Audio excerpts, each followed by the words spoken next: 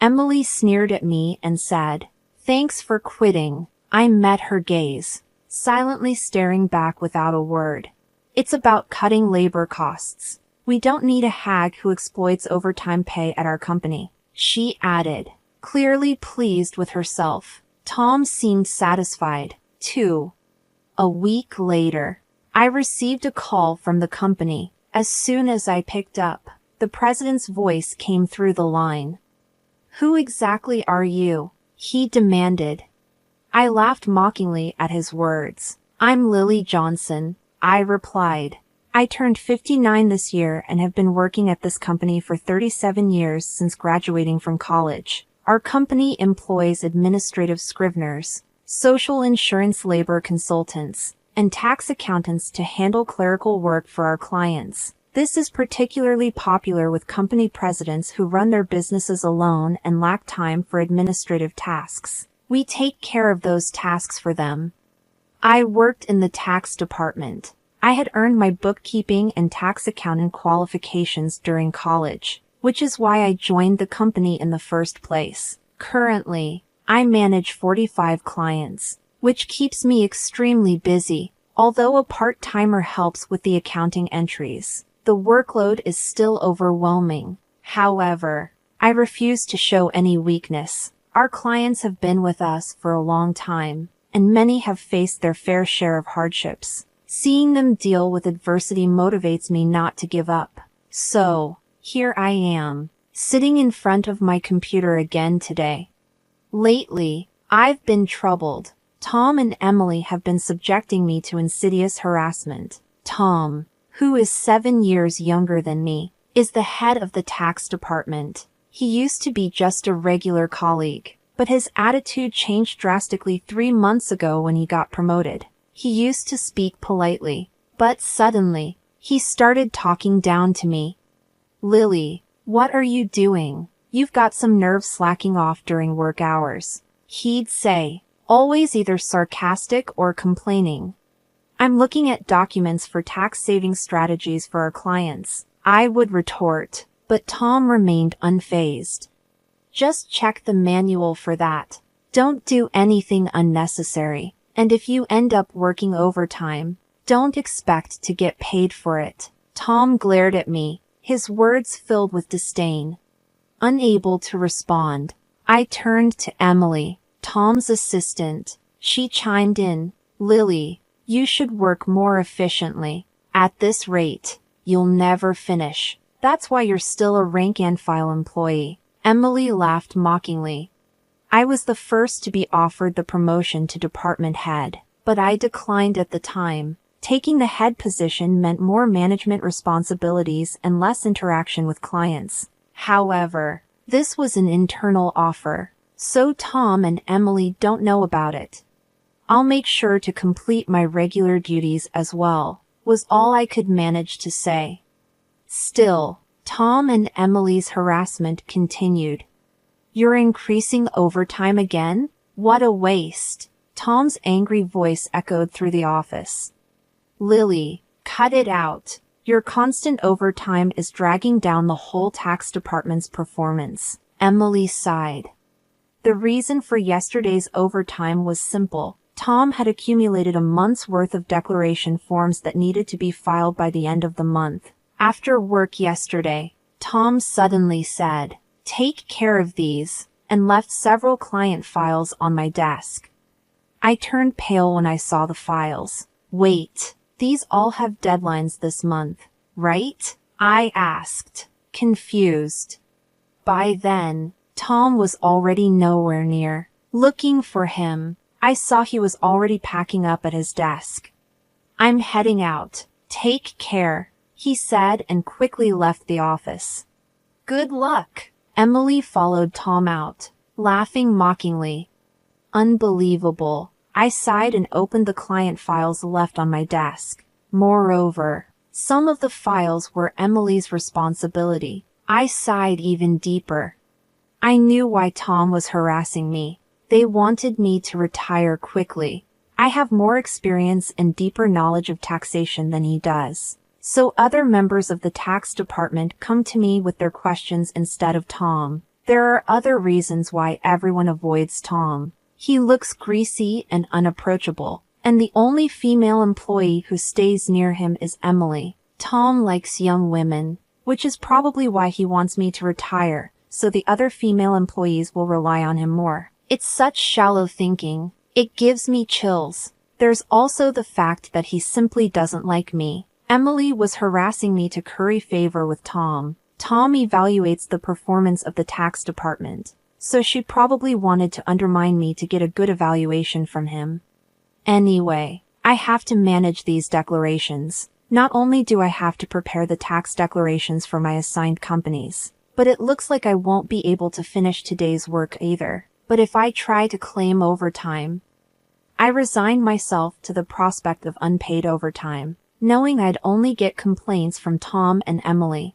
Then, one day, I was suddenly called into the president's office. Our company had just undergone a change in leadership. The president's father, who had managed the company since its founding, had recently fallen ill and handed it over to his son. The new president had worked elsewhere and wasn't fully familiar with our operations yet, but he had little choice in the matter.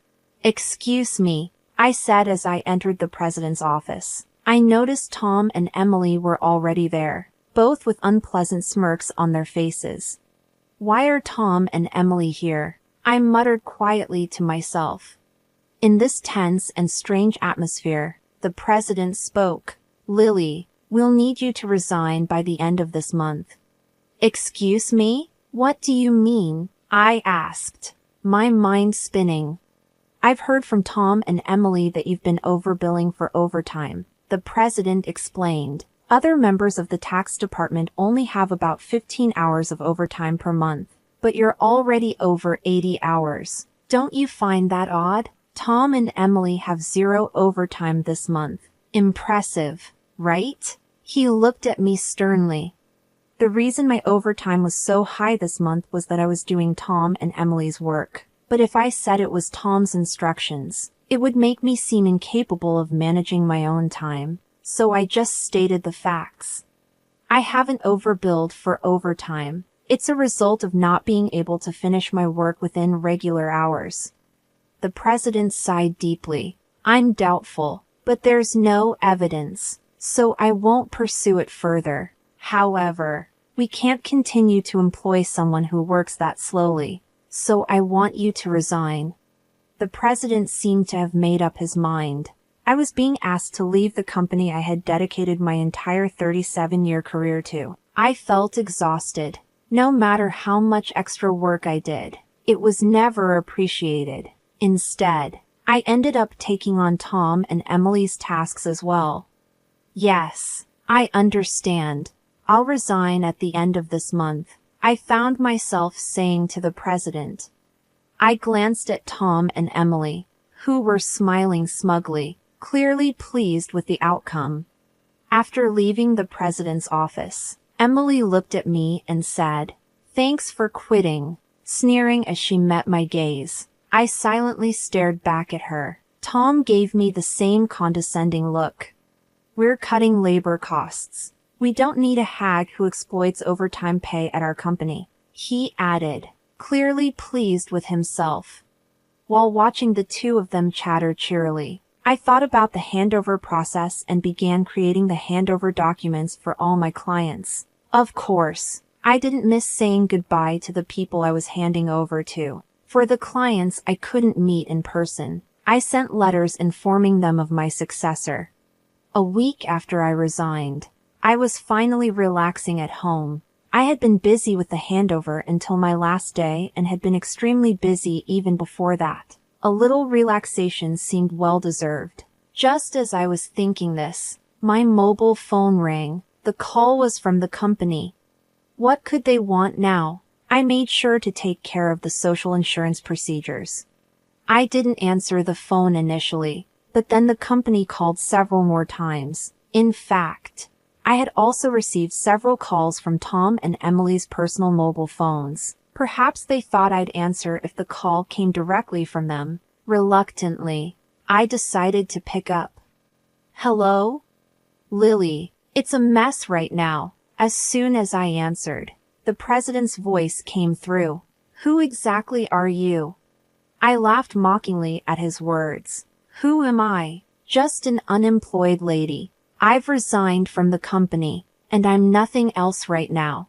The president spoke urgently. Since you left, we've had 49 calls to stop transactions with the company. Please come back immediately. He finished speaking and hung up. He must be really panicked. I guess I have no choice. I got up reluctantly and headed to the company. As soon as I arrived, I saw Tom and Emily waiting. Their faces were pale, and they both had dark circles under their eyes. What's wrong with both of you? I asked, surprised at their drastic change in appearance. Tom glared at me. Since you left, we've been getting calls one after another to stop transactions, not just from your clients, but from prospective companies we were planning to introduce. What did you do? Emily looked at me with suspicion. I never thought Lily would do something so underhanded. I'm truly disillusioned. The reason they both looked so haggard was probably due to dealing with all the cancellations. Of course, I hadn't done anything to the clients, but I had a guess why they were canceling their transactions. Well, the cancellations might be unavoidable this time, I muttered. Tom yelled, so you did do something, didn't you? Get to the president's office now. He took me to the president's office. President, I brought her, Tom declared forcefully as he opened the door. Emily followed quickly behind him. Oh, I've been waiting, the president said, looking me in the eyes. Tom accused me as if I were the culprit. It appears that Lily was involved in the cessation of transactions with our clients. We should not only make her resign but also sue her for damages, Emily argued vehemently, though she spoke carefully in front of the president. Ignoring them, the president turned to me and asked, why did so many companies stop doing business with us after Lily left? The president looked at me intently, waiting for an explanation. I took a deep breath and answered clearly. Don't you understand? Our clients didn't need us just to manage their taxes. There are plenty of tax accountant firms that do it cheaper. They stayed with us because I was here. Tom snapped at me. What's with that attitude towards the president? You think you're worth that much? Emily taunted. There's no way it's because of Lily. The president looked serious as I explained. Tom and Emily work based on the manual, optimizing operations, but I do more than that. I offer tax-saving strategies tailored to each client's situation. Uniform responses don't always serve the client's best interests. Many clients preferred my approach and stayed because of it. Tom was furious. How can we afford to give such detailed attention to each case? It takes too much time. That's right. It's inefficient, Emily agreed emphatically. The president sighed deeply and said, actually, I just got a call from my dad, the former president. Some of the clients who stopped transactions contacted him directly to discuss the situation with Lily. I was surprised to hear this. I hadn't expected the clients to go that far for me. Dad said that the tax department was viable because of Lily. She not only managed her clients but also supported her colleagues' clients. She has knowledge that Tom can't match. Dad also mentioned that if Lily hadn't declined, she would have been in a higher position than department head by now. The president spoke with a pained expression. No way, Emily said, looking shocked. She probably couldn't believe that I might have been her boss. The president continued, I'm really sorry for asking you to resign, but can we revoke your resignation? Lily, you're needed at our company. My father also insisted strongly. I was honestly happy about the president's change of heart, but I couldn't accept his offer immediately. Then Tom interrupted our conversation. President, what do you mean she's better than me? I can't accept this. Tom was visibly upset. Emily protested as well. Tom is a wonderful boss who cares for his subordinates, and yet you choose Lily over him? That's unacceptable. The president looked sternly at them. Actually, since Lily resigned, we've received numerous complaints from the tax department. You two seem to have been pushing your work onto others, haven't you? What? Why would you? Tom's face turned pale. The president continued with a look of disgust. I've heard from the employees that you, Tom, have been assigning your client declaration forms to your subordinates, including Emily's work for many clients. Standing next to Tom, who was getting paler, Emily trembled as her name was mentioned. There was also a report that you've been pushing your work onto Lily until she resigned. You were calling her a salary thief, but it seems the roles were reversed, weren't they? The president sighed. No, that's not. Tom was visibly flustered, unable to come up with an excuse. Observing Tom and Emily turning pale together, the president continued. Also, there was a report that you two are in a relationship. You were often seen leaving work together. But, Tom, you're married, aren't you? The president glared at Tom and Emily. I was just mentoring Emily as her superior. Nothing inappropriate. Tom struggled to find the words. The president produced several receipts. These are receipts questioned by the accounting department. These dining expenses filed by Tom. Who were they with? Certainly not clients, right? Tom was sweating profusely, unable to speak. Emily's face turned ghostly pale. Tom and Emily, you've neglected your duty and inflated expense claims. Plus, you're having an affair in the office despite being married. According to company policy, I'm terminating your employment as of today, the president told them calmly and straightforwardly. Tom and Emily tried to resist. Please wait. I'll retract the receipt claims. Just don't fire me. I have a family. Tom pleaded desperately. Emily did the same. Please. I don't want to be fired. I'll apologize to Lily and the others for offloading work on them. She was on the verge of tears, realizing the severity of being fired for neglecting work and having an affair with a supervisor. She must have been worried about her reputation. I advised them, why don't you just stop resisting? It's undignified. Tom glared at me. Shut up. What would a single person like you understand? I sighed and replied, Tom, you were the one who got me fired. It's just karma. What goes around comes around. Why don't you take some responsibility and reflect a bit? Damn it. Tom looked frustrated, and Emily bit her lip. And I haven't reported this yet. But there's more to Tom and Emily's misconduct. Should I share more details? I asked the president with a smile. Tom and Emily's behavior was well known in the tax department. Their stories had reached me, whether I liked it or not. No, please don't. Lily, stop. They both pleaded frantically, trying to stop me. I gave them an ultimatum. Wrongdoings eventually come to light. It would be better for you to face reality before it gets worse. At my words, both of them collapsed to their knees. Ultimately, Tom and Emily were fired on the spot. I revealed their misdeeds afterward, which included Tom faking business trips to spend time with Emily and harassing employees they disliked into quitting. I tried to help those employees, but Tom and Emily's tactics were insidious. They repeatedly reprimanded and pressured employees out of my sight. It was also common for them to suddenly assign work with tight deadlines. The employees who resigned had asked me to keep quiet, but now they are happily working at other companies, so I decided it was okay to speak up. The president was furious at my revelation. He expressed his anger about cutting their final salaries and planned to thoroughly investigate past inflated expense claims.